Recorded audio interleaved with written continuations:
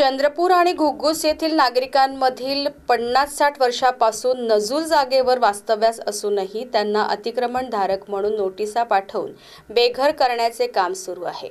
हा अन्याय आहे। अशा नजूलधारकांना कायमस्वरूपी पट्टे देण्यात यावेत अशी मागणी पावसाळी अधिवेशनात बोलताना आमदार किशोर जोरगेवार यांनी केली। याबाबत येत्या बुधवारी बैठक घेण्याचे महसूल मंत्री चंद्रशेखर बावनकुळे यांनी जाहीर केले आहे। घुग्गुस नगरपालिकेमध्ये शासनाच्या वतीनं नजूल जागेवर जे अतिक्रमणधारक आहे त्यांना नोटीस बजावण्याचं काम सुरू आहे। शासनाच्या वतीनं त्यांना त्या ठिकाणून बेघर करण्याचं चालू आहे। या ठिकाणी महसूल मंत्री महोदय बसलेले आहेत।